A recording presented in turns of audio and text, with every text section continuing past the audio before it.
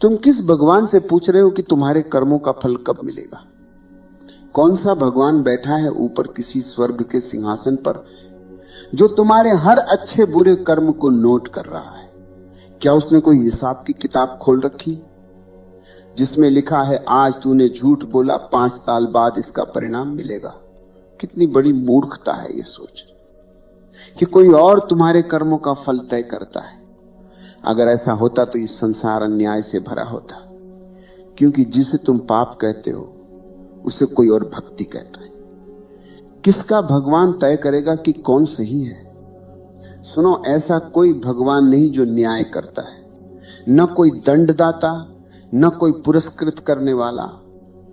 ईश्वर कोई व्यक्ति नहीं है, वो एक ऊर्जा है जो तुम्हारी ही चेतना के भीतर बह रही है, और यह ऊर्जा प्रतिक्रिया नहीं देती, वो प्रतिबिंबित करती है। कर्म का फल कोई ऊपर से नहीं भेजता, वो तुम्हारी अपनी गूंज है। जो तुमने किया वही लौटकर तुम्हारे भीतर प्रतिध्वनित होता है। अगर तुमने प्रेम बोया तो उसी क्षण तुम्हारा हृदय हल्का हुआ। अगर तुमने घृणा बोई तो उसी क्षण तुम्हारे भीतर एक कांटा चुभा। कर्म और फल के बीच कोई अंतराल नहीं, वे एक ही पल में घटते हैं, लेकिन तुम देख नहीं पाते क्योंकि तुम बाहर देखते हो। तुम्हारी आंखें उस फल की प्रतीक्षा करती है जो जीवन के किसी कोने से गिरने वाला है। तुम कहते हो कभी तो मिलेगा न्याय, और इसी प्रतीक्षा में पूरा जीवन बीत जाता है। जो फल उसी क्षण मिल गया था, तुम उसे पहचान ही नहीं पाए। मैं कहता हूं, जो कर्म किया गया और देखा गया वो समाप्त हो जाता है। जो कर्म किया गया और अनदेखा रह गया वो लौट लौट कर तुम्हें सताता है।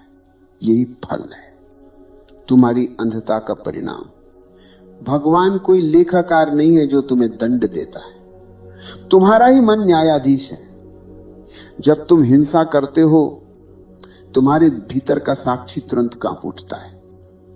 वो तुम्हें भीतर से कहता है ये गलत है, पर तुम उसे अनसुना कर देते हो। वो कंपन वही रह जाता है, और वही कंपन तुम्हारे भविष्य की पीड़ा बन जाता है। कर्म का फल तुम्हें भविष्य में नहीं मिलता, वो अभी तुम्हारे भीतर जन्म ले चुका है।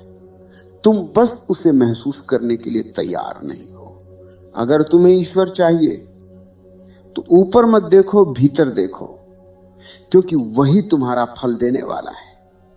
वो कोई व्यक्ति नहीं, वो तुम्हारी जागरूकता है। जैसे ही तुम सचेत होते हो कर्म समाप्त हो जाता है, क्योंकि जागरूकता में क्रिया होती है पर कर्मी नहीं बचता, और जहां कर्मी नहीं वहां फल भी नहीं। इसलिए मत पूछो कर्मों का फल कब मिलेगा, ये प्रश्न ही गलत है।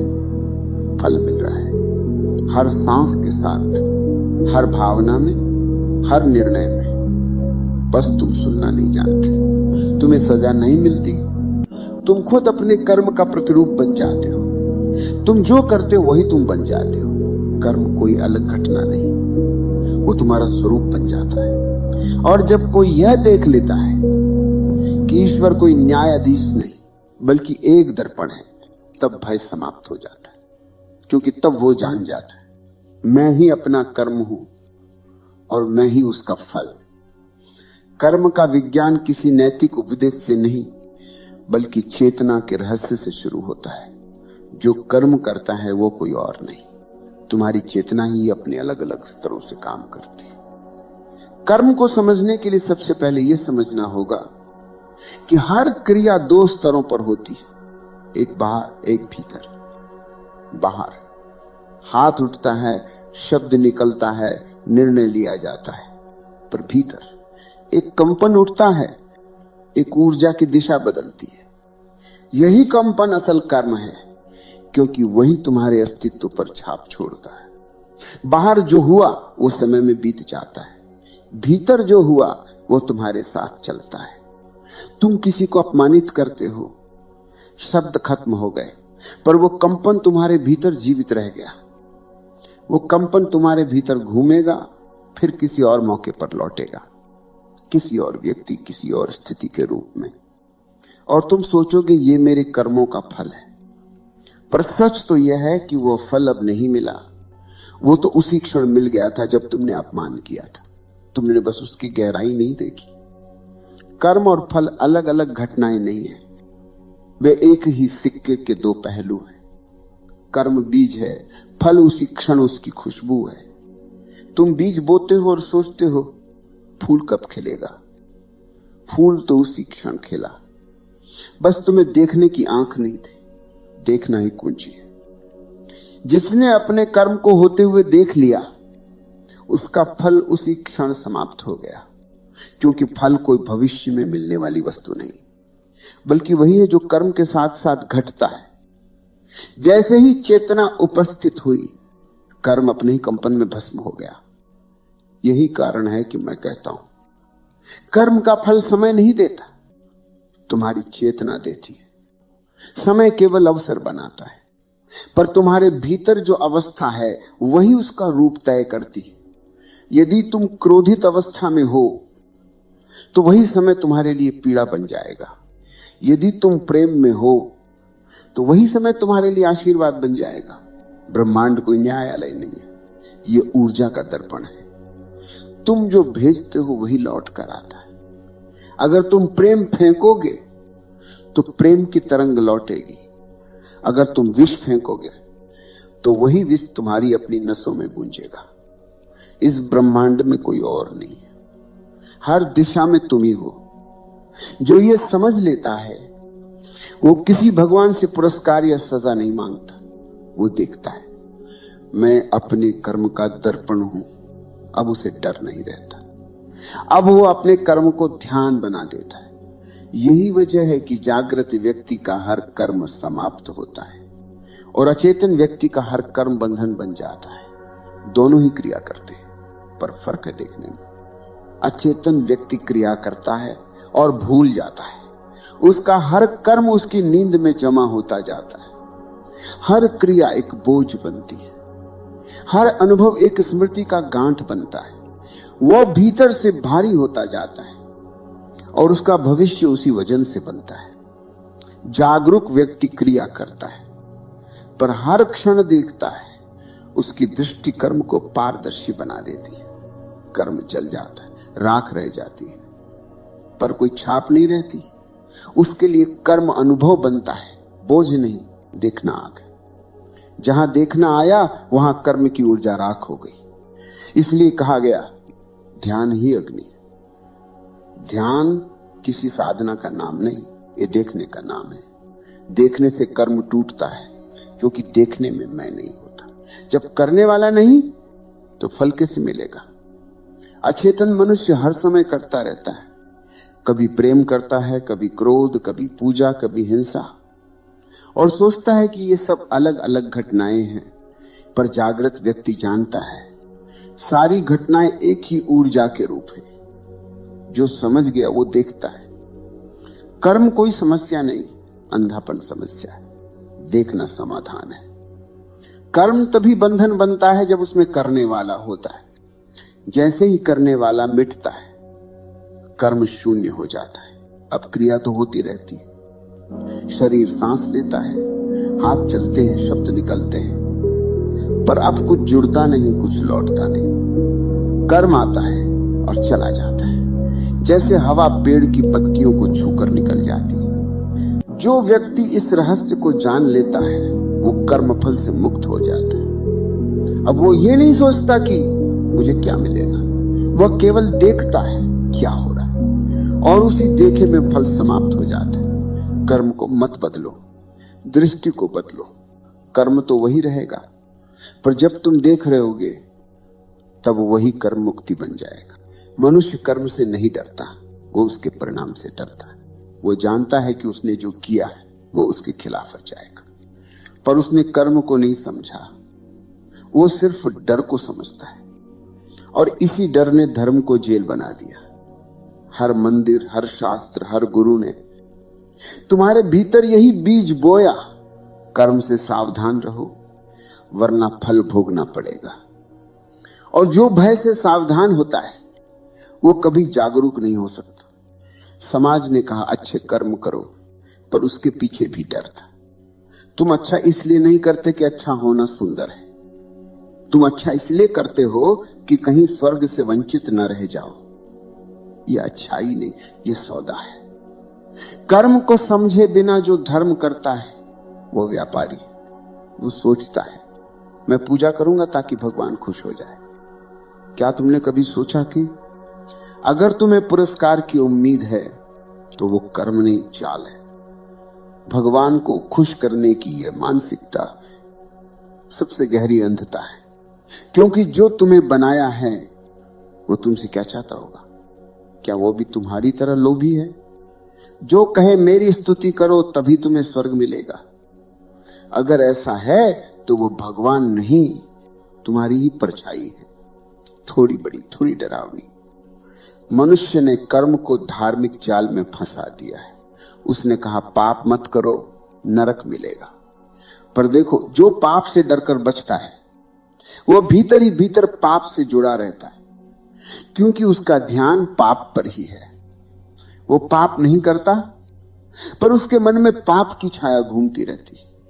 यह बहुत सूक्ष्म है। जो डर के कारण पवित्र है वो वास्तव में अपवित्र है, क्योंकि भय में कोई स्वतंत्रता नहीं, और जहां स्वतंत्रता नहीं वहां धर्म नहीं। तुम्हारा तथाकथित अच्छा व्यवहार अक्सर डर से पैदा होता है। डर की लोग क्या कहेंगे, डर की भगवान क्या करेगा, डर की कर्मों का फल क्या होगा। और जो भय में जीता है वो हर पल पाप में जी रहा है। मैं कहता हूं जिस धर्म की जड़ डर है वो धर्म नहीं, वो राजनीति है। वह मनुष्य को नियंत्रित करने का सबसे पुराना साधन है। जो डर गया वो अपने भीतर झांकना भूल गया। अब वो पंडितों के पास दौड़ता है, अब वो दान देकर अपने पाप मिटाना चाहता है, अब वो प्रार्थना में सौदेबाजी करता है। कर्म के फल का डर तुम्हें सजग नहीं बनाता, तुम्हें पाखंडी बनाता है। क्योंकि तुम कर्म नहीं देख रहे, तुम परिणाम देख रहे हो। और जो परिणाम देखता है वो कभी कर्म को नहीं समझ सकता। ध्यान से सुनो, कर्म का फल डर से नहीं टलता, समझ से समाप्त होता है। जो समझ गया कि कर्म और फल एक ही है वो डर नहीं सकता, क्योंकि अब उसे पता है कि किसी और से नहीं, सिर्फ खुद से सामना है। जो सच में देखता है वो कर्म करता है, पर फल की प्रतीक्षा नहीं करता। उसका ध्यान क्रिया पर होता है, परिणाम पर नहीं। और तभी उसका कर्म ध्यान बन जाता है। कर्म का फल कोई दंड नहीं, वो दर्पण है। वो तुम्हें तुम्हारा ही चेहरा दिखाता है। अगर तुम डर गए तो इसका अर्थ है कि तुम अपने चेहरे से डर रहे हो, और जो अपने चेहरे से डरता है वो जीवन से भागता है। यहां से असली संघर्ष शुरू होता है। मनुष्य को यह समझना होगा कि उसे कर्म से नहीं, अपने अंधेपन से डरना चाहिए, क्योंकि कर्म तो निष्पक्ष है। वो वही लौट आएगा जो तुमने भेजा है। तुमने जहर भेजा तो जहर लौटेगा, पर यह जहर भगवान ने नहीं भेजा, यह तुम्हारी ही गूंज है। इसलिए अब डरने का प्रश्न नहीं, अब देखने का प्रश्न है। जो देख लेता है उसका डर समाप्त हो जाता है। वो अब कर्म नहीं बदलता, वो अपना होना बदलता है। और जैसे ही तुम्हारा होना बदलता है, कर्म अपना स्वभाव खो देता है। वो अब तुम्हें बांधता नहीं, वो तुम्हारे माध्यम से नाचता है। डरो मत कर्मफल से। डर अगर रखना ही है तो अंधेपन से रखो, क्योंकि वही कारण है जो तुम्हें बार बार उसी फल तक खींच लाता है। कर्म से मुक्ति पाने के लिए कर्म को छोड़ना नहीं पड़ता, उसे देखना पड़ता है। जो छोड़ना चाहता है वो अब भी बंधा है, क्योंकि छोड़ने की इच्छा भी एक नया कर्म है। तुम कहते हो मैं कर्म नहीं करना चाहता, पर यह वाक्य भी कर्म है। यही विरोधाभास है। कर्म से मुक्त होने के लिए कर्म करना छोड़ना नहीं, कर्ता को देखना छोड़ना होता है। जैसे ही करने वाला मिटता है, कर्म गिर जाता है। क्रिया होती रहती है, पर अब कोई परिणाम नहीं। यह बात धर्मशास्त्र नहीं समझ पाए। उन्होंने कहा कर्म मत करो। मैं कहता हूं कर्म करो, पर करने वाले को देखो, क्योंकि क्रिया तो जीवन का स्वभाव है। हवा चलेगी, पानी बहेगा, शरीर सांस लेगा, शब्द निकलेंगे, कर्म रुक नहीं सकता। पर तुम रुक सकते हो जिस क्षण तुम भीतर रुक गए, देखने लगे, वही क्षण मुक्ति का है। कर्म तब भी होता रहेगा, पर अब उसमें कोई बोझ नहीं। अब फल का प्रश्न ही नहीं उठता, क्योंकि अब कोई मैं नहीं जो फल पाए। यह समझना ही ध्यान है। ध्यान कोई साधना नहीं, ध्यान जीवन का केंद्र है, जहां कर्म होता है पर कर्तापन नहीं होता। यह सबसे गहरा विरोधाभास है। देखो, नदी बहती है, वो ये नहीं सोचती कि उसे समुद्र पहुंचना है। वो बहती है क्योंकि बहना उसका स्वभाव है। पेड़ फूलता है, वो ये नहीं सोचता कि लोग उसकी सुगंध की प्रशंसा करेंगे। वो फूलता है क्योंकि खिलना उसका स्वभाव है। यही ध्यान की अवस्था है, जहां क्रिया शुद्ध है पर इच्छा अनुपस्थित है। जब तक इच्छा है, कर्म बंधन है। जब इच्छा गायब होती है, कर्म पूजा बन जाता है। तुम कुछ भी करो, चलना, बोलना, खाना, सांस लेना, सब ध्यान हो जाता है, क्योंकि अब कोई मैं नहीं जो परिणाम चाहे। और ये वही जगह है जहां कर्म और ध्यान एक हो जाते हैं। ध्यान में कर्म भस्म होता है, क्योंकि देखने में कोई संचय नहीं। देखना निष्क्रिय नहीं है, देखना सबसे बड़ी सक्रियता है, क्योंकि इसमें जागरूकता है। और जहां जागरूकता है, वहां कर्म का चक्र रुक जाता है। इसलिए कहा गया, ज्ञान अग्नि में सारे कर्म जल जाते हैं। ये अग्नि बाहरी नहीं, ये तुम्हारी चेतना की ज्योति है। जितना तुम देखते हो, उतना कर्म जलता जाता है। जो देखा नहीं गया, वो लौटता है फल बनकर। जो ध्यान करता है, वो कर्म से नहीं भागता, वो उसे आलोकित कर देता है। वो हर कर्म में प्रकाश डाल देता है, और प्रकाश में कोई छाया नहीं रहती। छाया ही तो कर्म का फल है, जो तुमसे चिपकी रहती है। अब जब प्रकाश फैला, छाया गायब। अब कर्म भी मुक्त और फल भी अर्थहीन। समझो, यह सबसे बड़ा रहस्य है। कर्म और ध्यान विरोधी नहीं है, वे एक ही वृत्त के दो छोर हैं। कर्म बाहर की गति है, ध्यान भीतर की स्थिरता। जब भीतर स्थिरता आती है, तो बाहर की गति अपना विष खो देती है। अब गति भी मौन हो जाती है। मौन का अर्थ यह नहीं कि कुछ ना हो।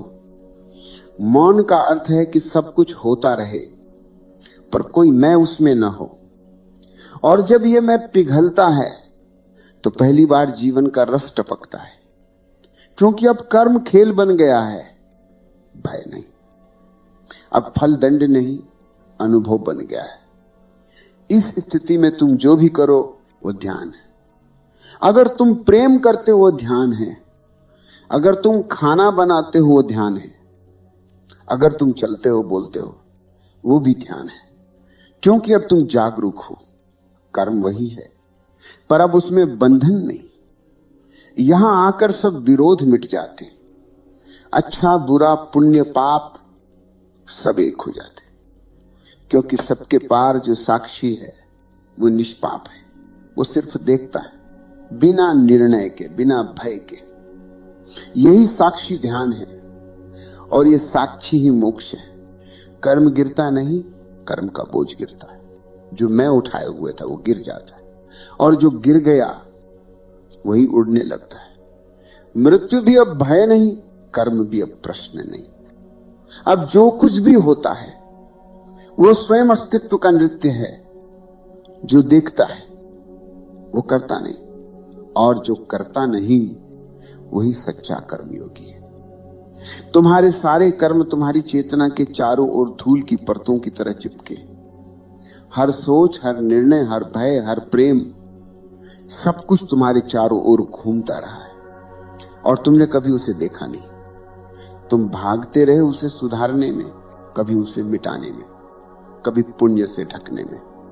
पर जो नहीं देखा गया, वो जला नहीं जा सकता। कर्म को जलाने की कला सुधारने की कला नहीं है, देखने की कला है। क्योंकि देखने से ऊर्जा का स्वरूप बदल जाता है। जो अंधेरे में भारी था, वो प्रकाश में हल्का हो जाता है। जो बंधन था, वो अनुभव बन जाता है। तुम्हारे भीतर जो देख रहा है वो किसी कर्म में नहीं बंधता, पर तुम देखने वाले से पहचान तोड़ चुके हो।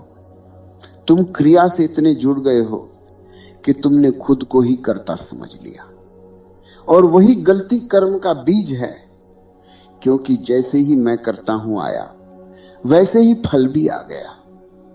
कर्तापन ही कर्म का कारण है, और देखना कर्तापन का अंत है। जब तुम देखते हो कि क्रिया घट रही है तुम्हारे माध्यम से तुम्हारे चारों ओर, तो तुम भीतर मौन हो जाते हो। तुम अब कर्ता नहीं, साक्षी हो, और यही साक्षी सबसे बड़ा परिवर्तन है।